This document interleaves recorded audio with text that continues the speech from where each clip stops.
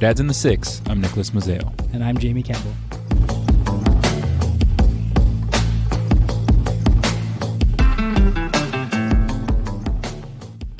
How's it going?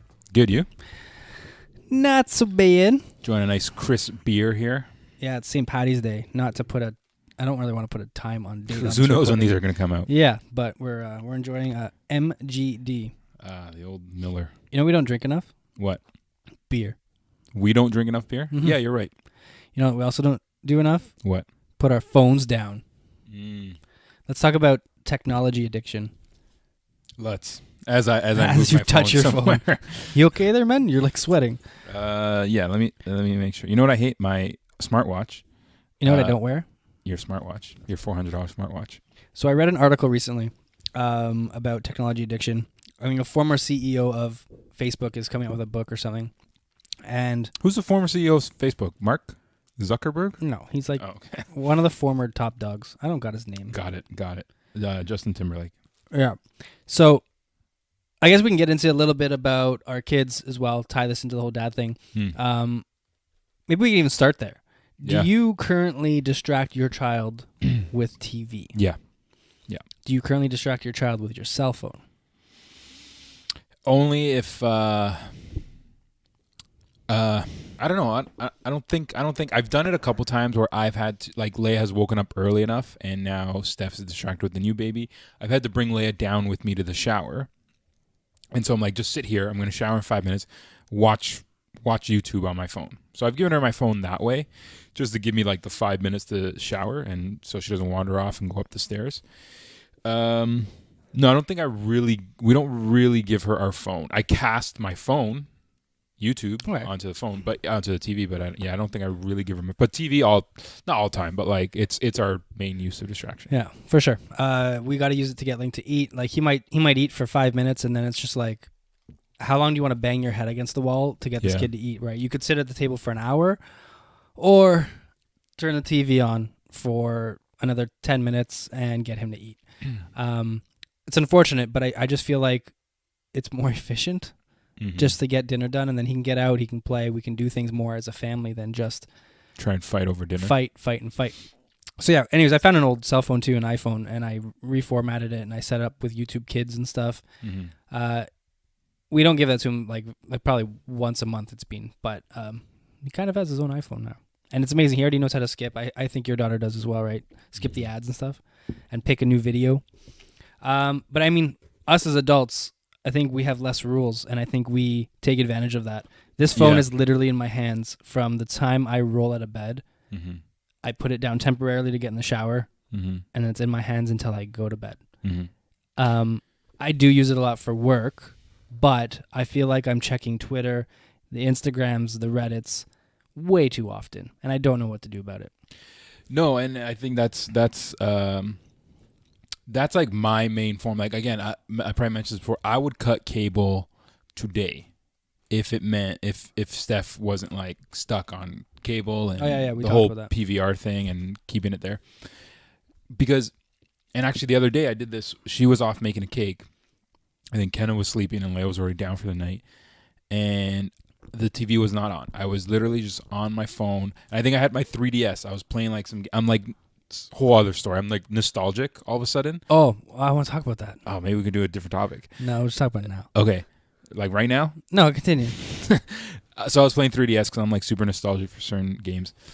And I was just sitting there in like dead silence. I wasn't talking to Steph. She was in the kitchen. I'm just there quietly. I'm like, I don't need the TV, but I need my phone. So I'm like, I would bounce between like my 3DS and then go on the phone. 3DS, go on the phone. And it's just like, that's my level of entertainment is phone and video games. It's just how I kill time. Like today's a perfect example where I got 3 hours of sleep, so I didn't want to parent today.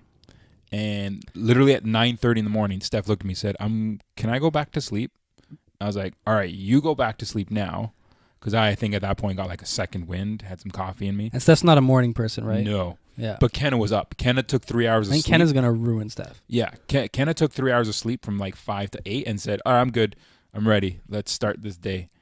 And so then Steph's like, I'm going back to sleep. And so I'm like, you do that. I got the kids.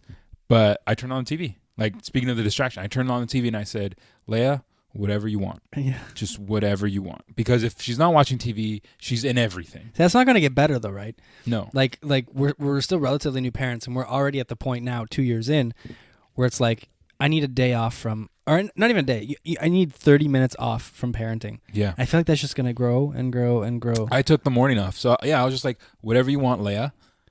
Go nuts, watch TV. Because, again, if she's not watching TV, like I'm saying, she's in everything. She's Right. in it, trying to get in the kitchen drawers and this and shit. And, like, banging cabinets she shouldn't be banging. It's just like, because she's trying to keep busy and she's a toddler. And so I let her do that. And I was just, like, on my phone. Again, on my screen. Because I'm like, I'm laying on the couch. I can't fall asleep. But I'm like, I'm just browsing my phone. And eventually, I felt guilty. And so about, like, 11 o'clock, I'm like, okay, you want to color or some shit? Like, what do you do? What do you do around here, kid? So I put her in her high chair and we colored, and then I brought out like a little bucket of water and put some time, like, play with water and shit. I don't know. I'm not here during the day. I don't know what to do with you. So she did that. And so I did pull myself out of it a little bit. But anyways. I think I've done the same where it's like come home from daycare after a long day at work and you resort immediately to the TV or just putting on Paw Patrol or something. And a few times like I've kicked out of it, but like, you know what? Let's do some learning here. Yeah. So like I may still go on the computer, but I'll pull up like the planets and I'll have him rehearse them off, or I'll give him the keyboard and I'll have him start typing out the alphabet and stuff. Mm-hmm. So I'm still trying to like be learned with Learn that, kid. So Facebook and all that stuff, there's based on the article, there's sort of three phases of what keeps you interested in these things on a daily basis. It breaks down into the hook, or like a trigger, the action, and then the reward. So the trigger or the hook would be your Instagram notifications popping up. Yeah. Which gets your phone to light up, gets you to go on there and, start checking your messages. Yeah. There's the action phase, which again, in Instagram example, you're pulling down on your feed to refresh. So you're being involved with the app. It's getting you to do something.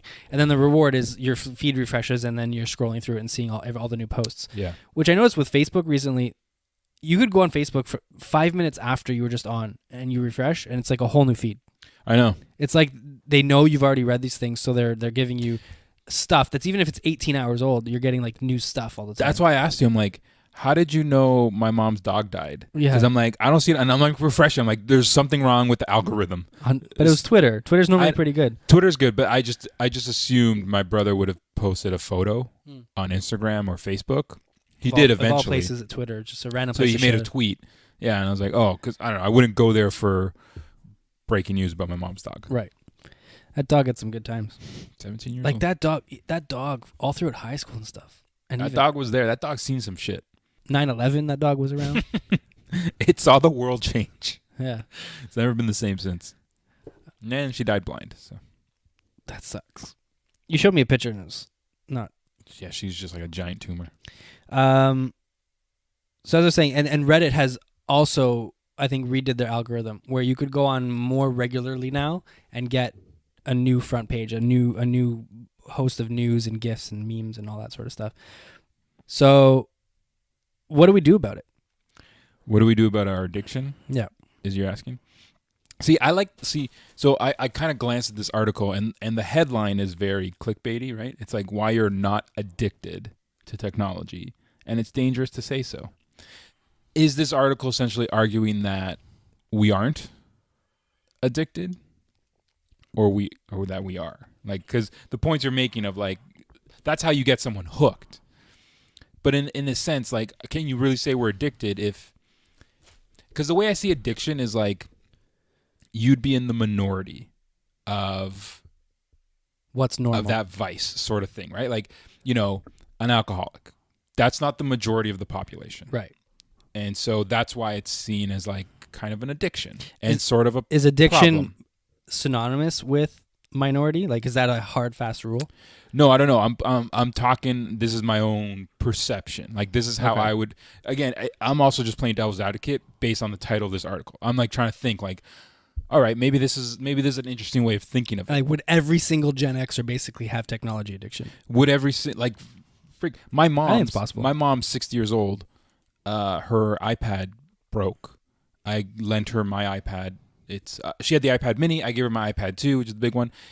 She's jonesing. Like she was ready. It broke on a Wednesday. She was ready on the Thursday to go to the Apple store and just drop $550 for a brand new iPad. She's like, I need it. That's insane. I need it because she's got like a crappy phone, so it's not that reliable. And she just got used to using her tablet as her social media, never her phone. I think. Plus, she never had data. The generation right above us, before us. How do you refer to that? Yeah, I don't know. Our parents' generation. Sure. I think they were more tablet based. My family, my dad used a tablet. My Yeah. grandmother has a tablet. I think it's the eyes. The eyes are just going, so they just need the bigger See those people at the screen. mall Really. that use their iPads to take photos? Oh, that's my mother. That's my mother all the crazy. time. All the time. All those photos you see she posts on Facebook straight from that iPad Mini. Nice. And so it's like, yeah, for her it's like the same thing. It's just like there's a certain level of addiction. Maybe it's not like us where she's needs to like check Reddit every 5 seconds, but she's on it enough. So what I'm trying to say is like, then if this article, if everyone's using their phone this way, every person in the Western world, even beyond, is it really an addiction then? Is this just normal society now? Are we The evolution of This society. is just society. yeah, right? it's possible. Is you like no one looks at you twice if you're reading the newspaper. But that's in Yeah, itself that guy's addicted. that in itself was the original. What percentage of people you distraction think point. like on a go bus coming home from work are on their phones? Like you probably look around and 95. everybody's. It's got to be 95. Like I don't take public transportation much anymore, but like I feel like Yeah. that'd be a thing. Like, Exactly. it's I cell remember phones. 12, 13 years ago, I guess, when I was starting college and I was subwaying to work. You know, phones were useless. They were just flip phones, so they were nothing. And maybe you had a CD player or an MP3 player, so you had the music going. But I grabbed the Metro, that newspaper, or the 24 or whatever. Yeah. And so a lot of people would read those. And if I forgot to grab one and I found one on the seat, I'm like, oh, score. Something to distract myself with.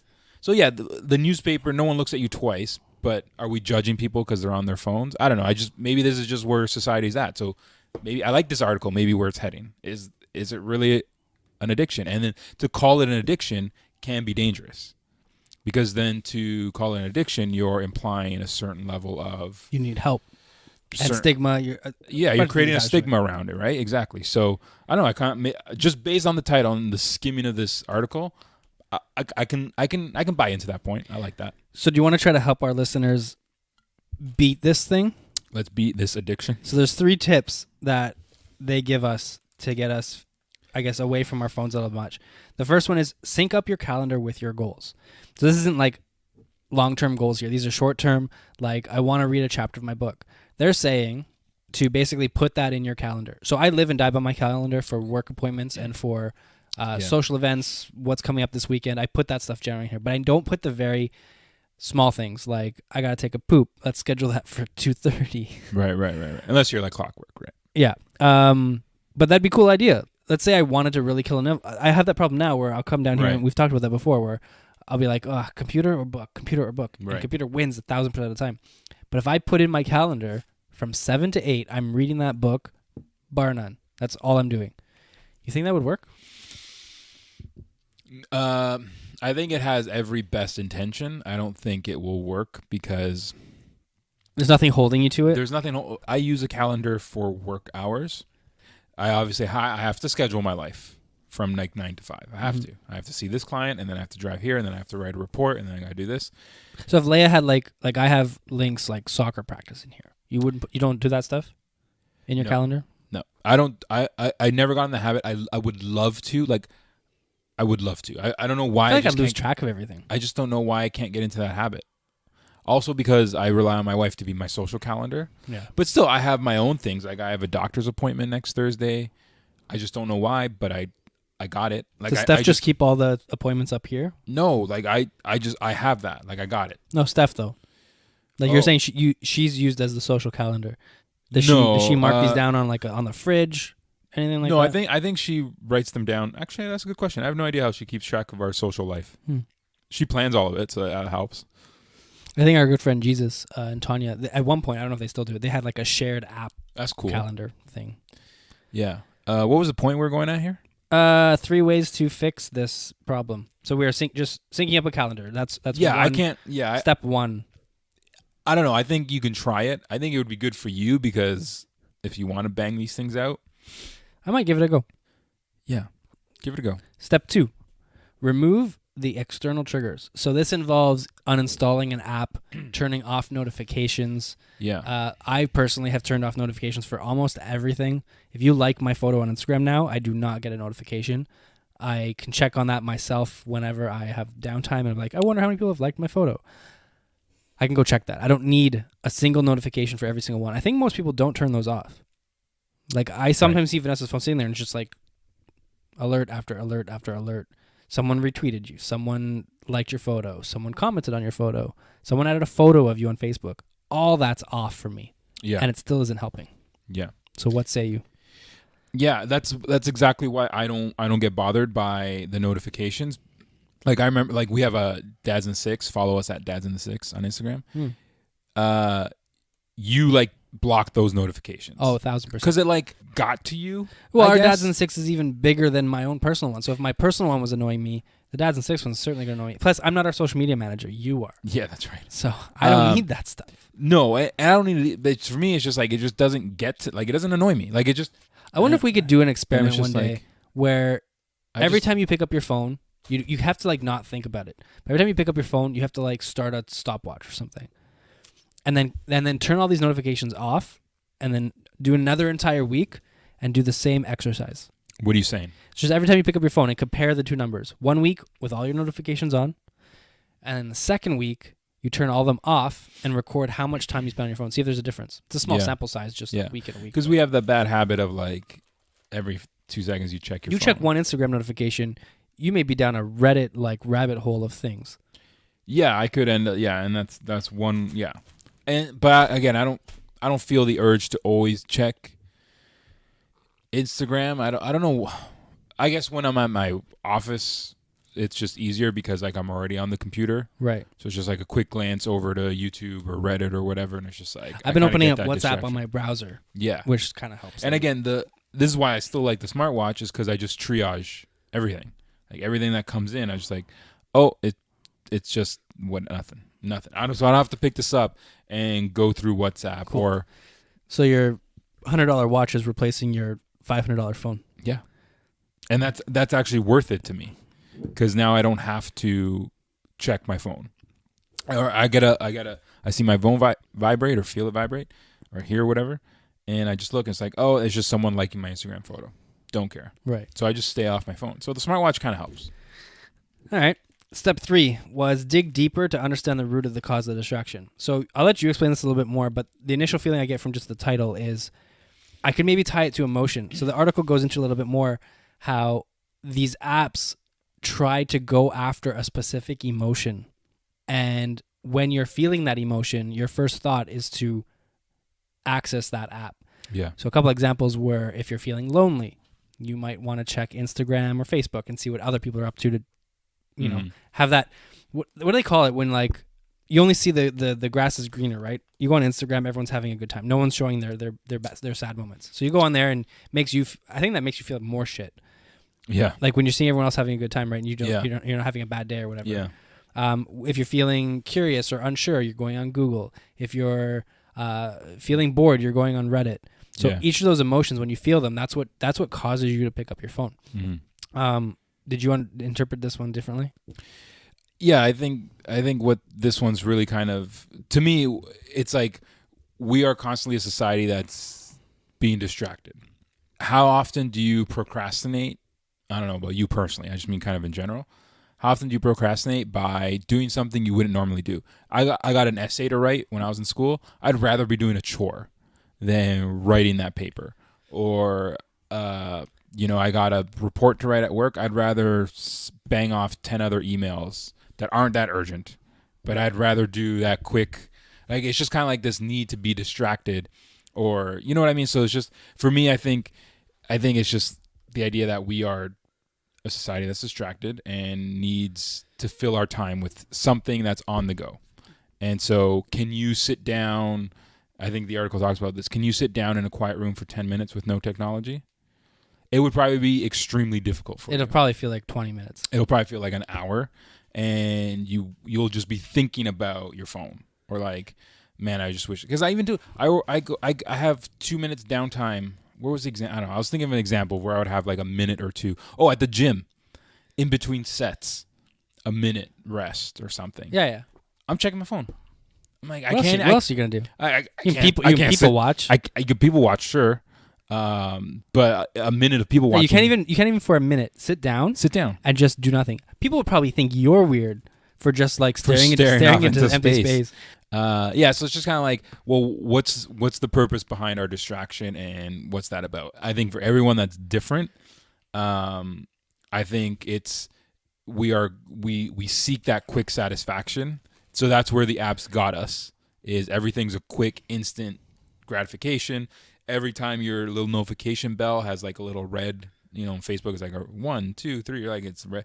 Just like that hits the nerve. Like that hits like that fires shit off in your brain. It's like, all right, I'll check that. And you click it, and really it's just someone sending you a Candy Crush invite. You're like, fuck. Like I want to turn those off either. I have, I think. Or I don't think anyone plays Candy Crush anymore. But it's just like that stuff hits you, and so you need to check. You need to fall back. I don't know. I would like to. I just think realistically, it's just, I don't know. Is that happening anymore? Are we really fighting that fight where we're trying to put down our phones? No, I say, are we over that? We embrace it. Let's just embrace it. That's what I'm trying to say about the addiction thing. It's not an addiction if everyone's doing it. It's just what society is now, maybe. That's the finest conclusion I've ever heard. After the break, we bring back a classic, Are You Hood?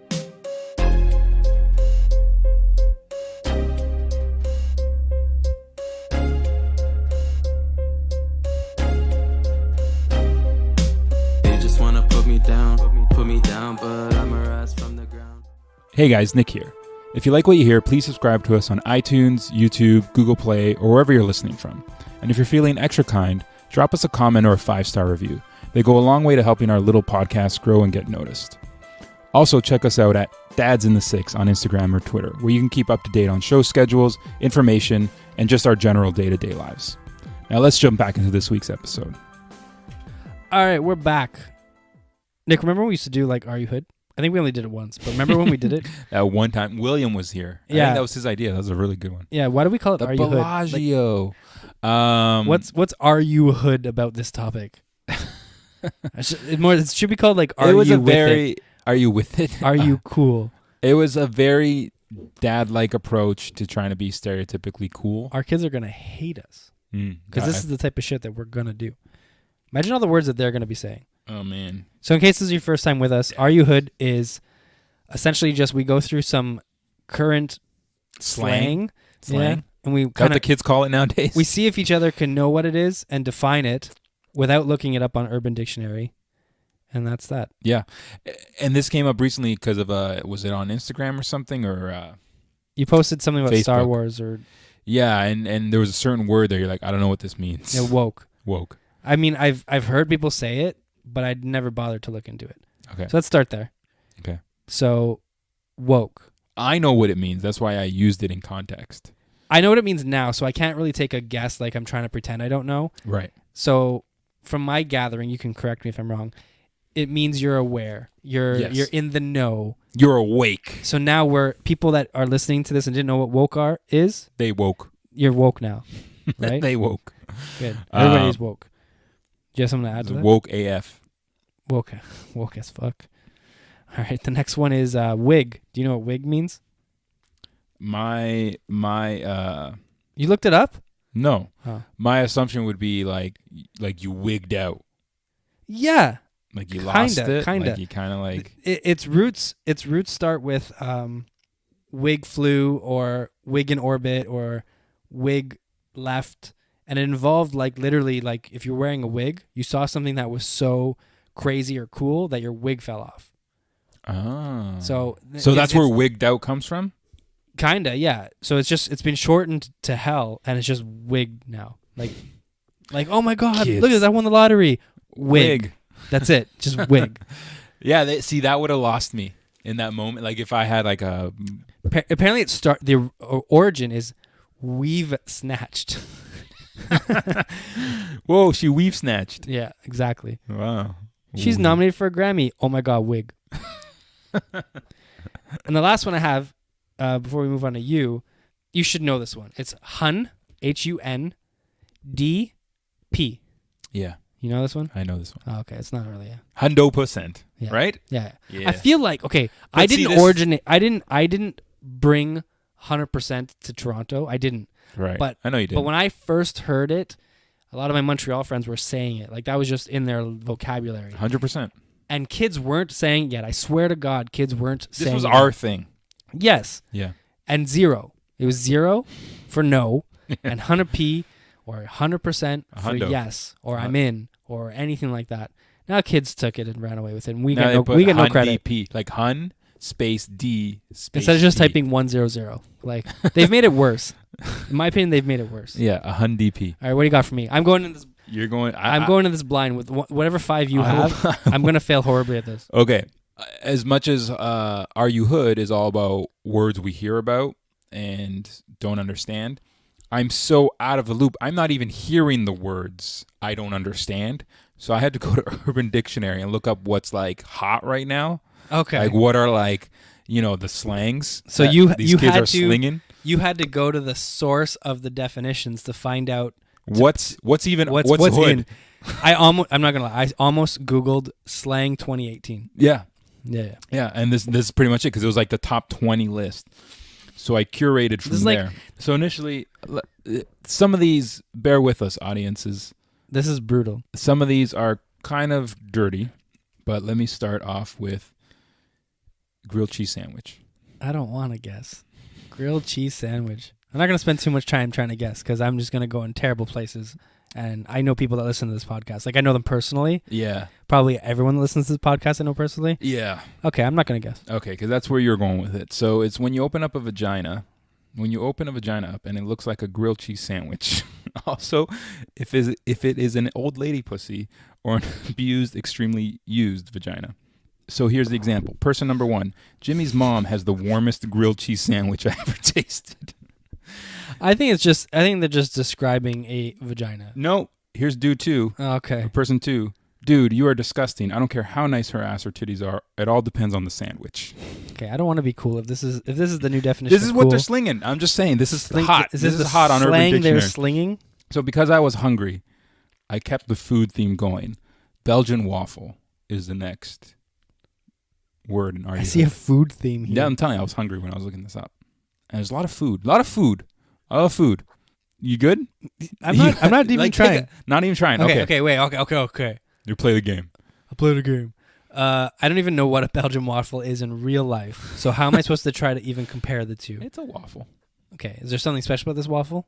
I don't know. Is there like ice cream on it? Sometimes, I think. Okay, for me, I picture a waffle. I picture like an Eggo. So, okay. Okay. You're well, just- in you're that nodding shape, with the laughing at me. cross, the Yeah, square cross. yeah. Okay, Belgian waffle is the act of defecating on a laptop keyboard, then closing the laptop to mold the feces into the shape of a Belgian waffle. The laptop is then left closed until someone, preferably the owner, opens the laptop to discover the waffle. That's This is disgusting. typically performed as a final act of defiance when one's employment is terminated. That is amazing. And it is simply known as a Belgian in corporate culture. I've had to reset my fair share of passwords with my clients. With a Like couple Belgians? we're talking dozens and dozens. There has been no Belgians? Belgians. Here's the example. This is what I like about Urban Dictionary. It gives you a nice, like, hey, can you put it into a sentence for me?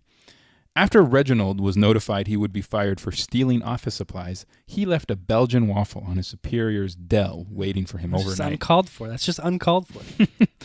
Anyways, I was still hungry. So let's head out now to the next one. Banana show. You with the food, man.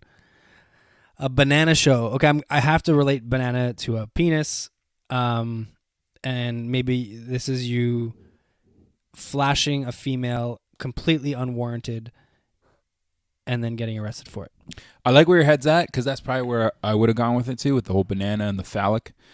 No, this is a very regional word. To what region? To the territory of Okinawa in Japan. It's a very disgusting and decrepit old lady inserts several freshly peeled bananas into her snatch. Once they are inside, Nicholas. Once they are inside, she then internally slices them up and projects them onto the stage below in perfectly even and intact pieces. Not possible. This not sounds like possible. You would not watch this? Not possible. You would watch a banana show. She cuts it up. Like I'm making like, okay, when I was a kid, I used to have Special K. I think the muscles contract. Okay, and wait, slice. stop. When I was a kid, I used to have Special K, and the only way I would eat it, because that I don't think there's any sugar in that cereal. Right. The little flakes, right? Right. Yeah. I used to put slices of banana in there. Mhm. Did you just ruin my childhood? Yeah. You could get a banana show topped Special What kind K. of muscles do you have that cut like a knife? Well, banana's soft, right? Banana's soft. But then you'd have mushy. It'd all be mushy. The highlight of the show is when she tries to get a haplessly drunk audience member to come on stage and eat the banana she has just chopped up. Similar things have been tried, but this has never been duplicated, often referred to as a Okinawan pastime. I don't even want to Google this.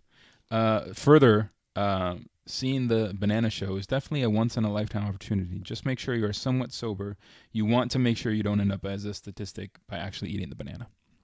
Pro-life tip with banana show. These are the top. I'm just saying. I'm not an advocate for any of these words. You're just the messenger. I'm just saying this is what's hot. This is what the kids are saying. You're making everyone woke. Yeah, exactly. Next one is Fey. Fey. Fey. Is it short form for something? No. Okay, give it to me. I'm terrible at being a guessing guy. Right. So this is Fey is fairly gay. It's as applied to a heterosexual male with homosexual stereotypical traits. So you're wearing a nice scarf. Right. Okay. So exactly. So the example here gives you just because your fiance has a shoe obsession and plucks his eyebrows does not mean he's gay. Rather, he's fey. Okay, so you're a fashionably aware male. Yeah, I guess it's like the new term for metrosexual, Okay.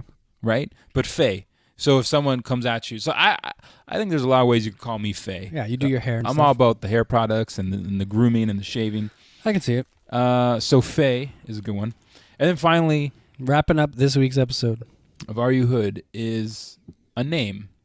And this is on Urban Dictionary, Jennifer. You're Jennifer. Can you use it in a sentence? Yes, I can. A trustworthy, loyal, ride or die kind of friend. You just gave me the definition. Yeah. I asked you for use it in a sentence. Jennifer is a great friend. All right. You screwed that up. No. Person 1 says that girl's so damn mysterious all the time, but man, she is cute. Person 2, then why won't you talk to her? Person 1, actually, I think I will. What's her name again? I'm just gonna cut Person it back 2, there. her name is Jennifer. Person 1, I knew it. Jennifer, one of the most Doesn't even make sense. these random, most unique, crazy, amazing girl you'll ever met. It's just like a fade out, Nick. Yeah, you're faded out. Goodbye.